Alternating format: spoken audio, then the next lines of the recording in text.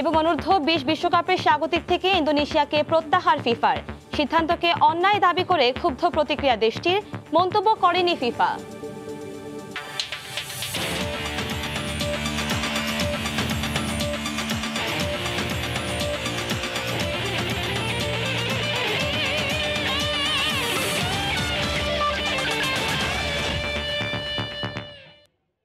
বিশ্বের নানা প্রান্তের খেলাধুলার খবর নিয়ে আমাদের নিয়মিত আয়োজন খেলার সময়, আর এই আয়োজনে আপনাদের সঙ্গে আছি আমি কনক আজাদ। কড়া নাড়ছে বিশ্বের সবচেয়ে ব্যয়বহুল ও জমকালো ক্রিকেট উৎসব ইন্ডিয়ান প্রিমিয়ার লিগ IPL এর 16তম আসর। কিন্তু এখনও IPL এর অন্যতম দল KKR-এ অনিশ্চিত বিশ্বসেরা অলরাউন্ডার সাকিব আল হাসান ও লিটন দাসের মতো ক্রিকেট তারকার উপস্থিতি জানি হতাশ ও ক্ষোভ জানিয়েছেন কলকাতার ক্রিকেট ভক্তরা। কলকাতা থেকে বিস্তারিত জানাচ্ছেন সুব্রত আচার্য। কলকাতার সাধারণ ক্রিকেট ভক্তরা এত 7-5 বোঝেন না, তারা বোঝেন 22 গজের ক্রিকেট, বোঝেন ছক্কা, আউট, বাউন্ডারি, স্কোরবোর্ডে 100 রান হলে চিৎকার, প্রিয় খেলোয়াড় আউট হলে চোখের কোণ সিক্ত হওয়া। নিজের দেশ কিংবা বিদেশের মাটি থেকে উঠে আসা ক্রিকেট তারকাদের দেখতে চান তারা, আর সেই তারকারা যদি নিজের পছন্দের দলে বাউন্ডারি হাঁকান তবে তো পোয়া বাড়ো।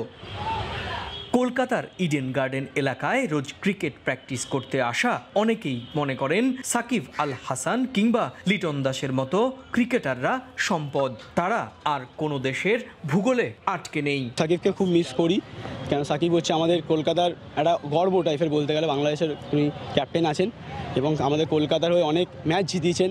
বাংলাদেশের লিটন দাস ও হচ্ছে দারুণ T20 প্লেয়ার। আমি দেখেছি এই কিছুদিন আগে ইন্ডিয়ার সঙ্গে যে খেলা হয়েছিল, লিটন দাস যদি থাকতো, যে রানার যদি হয়ে গেছিল, ওটা না হতো ইন্ডিয়া কিন্তু ওটা জিততে পারত। বাংলাদেশের ক্রিকেটাররা শুধুমাত্র বাংলাদেশিদেরই কিন্তু সম্পদ নন, তারা এখন সম্পদ ক্রিকেট ভক্তদের। কলকাতার বোদ্ধা ক্রিকেট ভক্তরা বলছেন যে বাংলাদেশের ক্রিকেটাররা এখন বিশ্বসেরা ক্রিকেটার, আর তাই তাদের সরব অংশগ্রহণ দেখতে চান KKR সহ IPL এর বিভিন্ন দলে। কলকাতার ইডেন গার্ডেনের সামনে থেকে সুব্রত আচার্য, সময় সংবাদ। লিটন সাকিবের IPL এর অনাপত্তি পত্রের বিষয়ে দ্বিধা বিভক্তি ক্রিকেট বোর্ড। তবে সূত্রের খবর শেষ T20 খেলেই KKR ডাগ আউটে যোগ দেবেন মিস্টার 75, খেলবেন না একমাত্র টেস্ট। BCB পরিচালক আজমন নাসির বলেছেন, যা হচ্ছে তাতে সম্মতি আছে ক্রিকেটারদের, যদিও এ নিয়ে কোনো মন্তব্য করেনি ক্রিকেটাররা। চট্টগ্রাম থেকে আশরাফুল আলম মামুনের ক্যামেরায় মাহবুব রিমনের রিপোর্ট। আলো আর অন্ধকারের লুকোচুরি, ব্যাটে বলে দারুণ কীর্তির পরেও যেন মন খারাপ সাকিবের। বাস চালককে তাই হয়তো বোঝাতে চাইলেন সব আলো নিভিয়ে দাও। সাকিব মানুষটি তো এমন, তবে এবার আর তিনি একা নন। IPL এর অনাপত্তি ইস্যুতে ঝুলে আছে মোস্তাফিজ আর লিটনের ভাগ্য, যদিও সূত্রের খবর ইতোমধ্যে অনাপত্তি পত্র তৈরি হয়ে গেছে। যদিও গুঞ্জন ছিল দ্বিতীয় T20 শেষে কলকাতার বিমান ধরবেন টাইগার অধিনায়ক, তবে সে অনুমতি যে মেলেনি সেটা সাকিবের চেহারাতেই স্পষ্ট। এই ইস্যুতে বোর্ডও যেন দ্বিধাবিভক্ত। তবে দ্বিতীয় T20 খেলেই ঢাকায় চলে গেছেন সাকিব আর মুস্তাফিজ, ফিরবেন বৃহস্পতিবারই। তাই তো একমাত্র টেস্ট যে সাকিব খেলছেন না সেটা মোটামুটি নিশ্চিত। দেশের স্বার্থপরতা, এবং আমি বিশ্বাস করি আমাদের ক্রিকেটাররাও দেশকে প্রাধান্য দেবেন এবং তারা বুঝবেন, আর বোর্ডও এটা বিবেচনা করবেন কখন তাদেরকে ধরেন IPL-এ খেলার জন্য অনুমতি দেওয়া, কখন প্রয়োজন, এটা আমাদের বোর্ড অবশ্যই বিবেচনা, এবং এই ক্ষেত্রে দেশের স্বার্থের বিষয়টা বিবেচনা করবেন, পাশাপাশি ক্রিকেটারদের স্বার্থটা বিবেচনা করবেন। সাকিবের যেখানে শেষ সেখানেই যেন শুরু লিটনের। ম্যাচ পরবর্তী সংবাদ সম্মেলনে এসেছিলেন লিটন, তবে সেখানে আসেনি IPL ইস্যু। কিন্তু এখনো LKDর জন্য অপেক্ষায় থাকা KKR শিবির ঠিকই শুভেচ্ছা জানিয়েছে বাংলার দ্রুততম 50 মালিককে। শেষ পর্যন্ত সাকিব টেস্ট না খেললে আর লিটন NOC না পেলে সাদা পোশাকে টাইগারদের নেতৃত্ব দিতে পারেন LKD। বাংলাদেশ আয়ারল্যান্ড তৃতীয় T20 ও সাকিব লিটনের KKR-এ যোগ দেওয়া বিষয়ে সবশেষ তথ্য জানাতে চট্টগ্রাম থেকে সরাসরি যুক্ত হচ্ছেন রিপোর্টার মাহবুব রিমন। যাচ্ছি তার কাছে।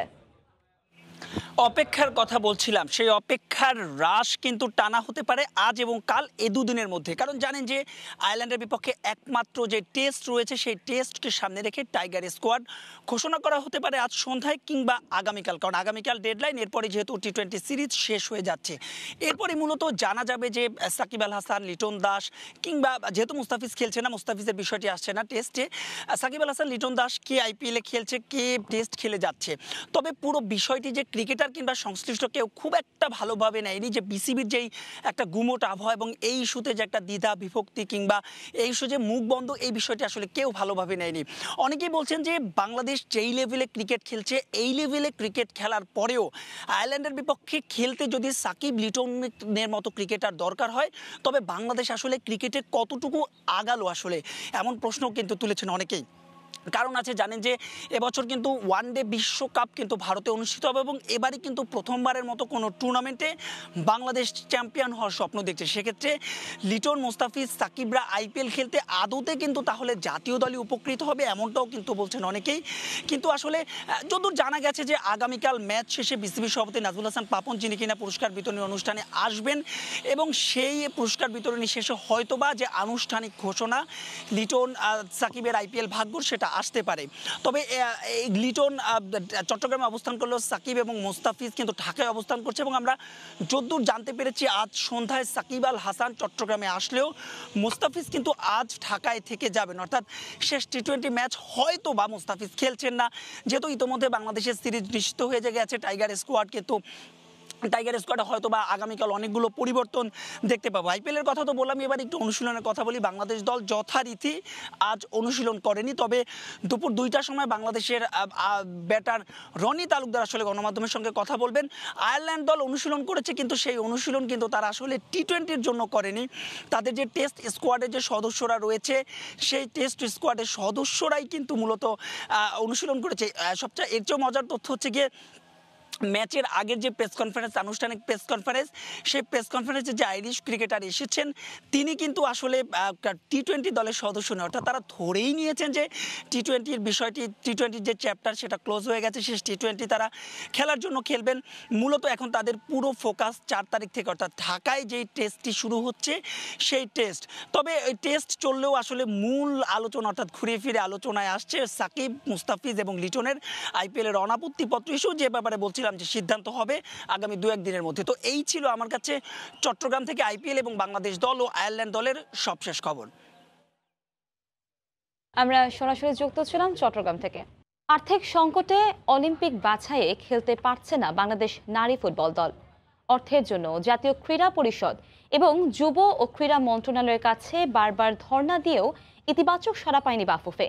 ফুটবলারদের থাকা খাওয়ার অর্থসহ আসলে অংশ নেওয়ার বিমান ভাড়ার খরচ জোগাতে আয়োজকও হতে চেয়েছিল ফেডারেশন, কিন্তু এএফসির সবুজ সংকেত মেলেনি।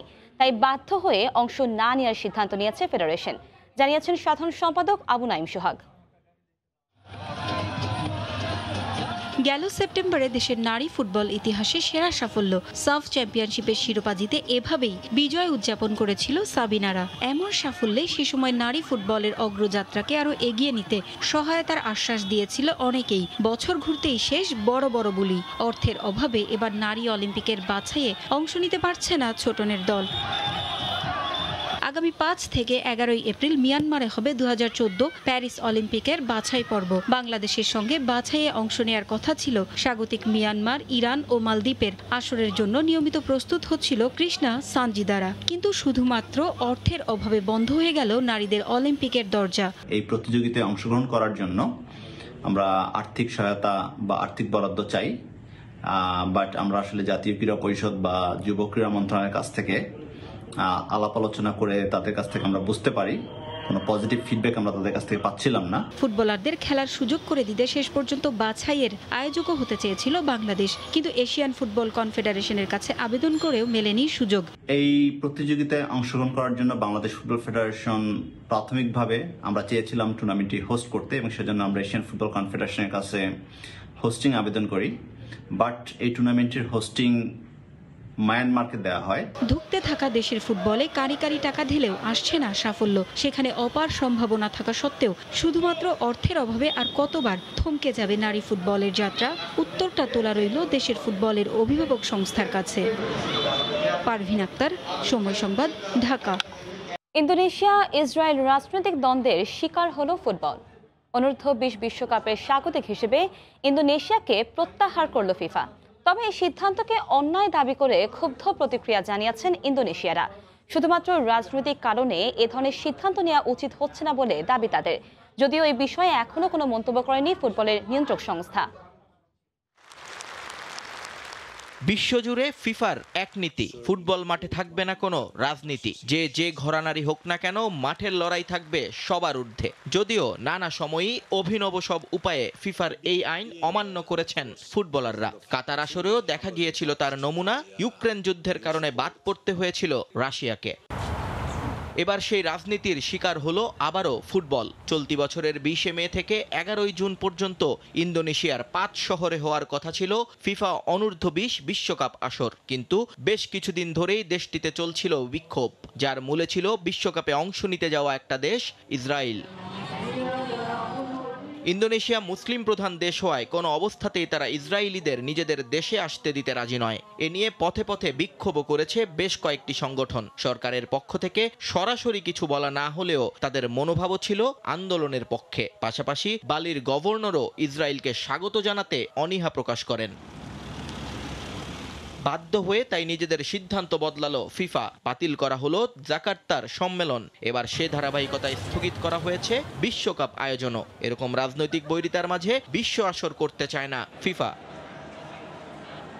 তবে ফুটবলের নিয়ন্ত্রক সংস্থার এই সিদ্ধান্তে ক্ষুব্ধ প্রতিক্রিয়া জানিয়েছেন স্থানীয় ইন্দোনেশিয়ানরা। ইসরায়েলকে বয়কট করার সিদ্ধান্তটা আমাদের সবার না। যারা আন্দোলন করছে তাদের প্রতি সম্মান রেখেই বলছি, ইন্দোনেশিয়া শুধু তাদের দেশ নয়, আর ফুটবল কখনোই রাজনীতির শিকার হতে পারে না। এটা ফিফা কোনোভাবেই ঠিক করেনি। এটা আমাদের জন্য হতাশার। দেশের একটা নির্দিষ্ট গোষ্ঠীর আন্দোলনের কারণে এত বড় সুযোগ কেড়ে নেওয়া উচিত নয়। আমার মনে হয় ফিফার এটা ভেবে দেখা উচিত। খেলাধুলাকে রাজনীতি আর ধর্মের বাইরে কি রাখা যায় না? এতদিনেও ফিফা কেন এটা করতে পারছে না? একটা টুর্নামেন্ট কেটে নিলেই কি এর সমাধান আসবে? আমার মনে হয় না। নিজের নাক কেটে অন্যের যাত্রা ভঙ্গের মতো বিষয় হয়ে গিয়েছে ইন্দোনেশিয়ার জন্য। ইসরায়েলকে আটকাতে গিয়ে যে তাদের 2026 বিশ্বকাপের কোয়ালিফাইংটাও পড়ে গেছে শঙ্কায়। নিয়ন মোহাইমিন, সময় সংবাদ। এ ছিল খেলার সময় এখনকার আয়োজন। সঙ্গে থাকুন সময়।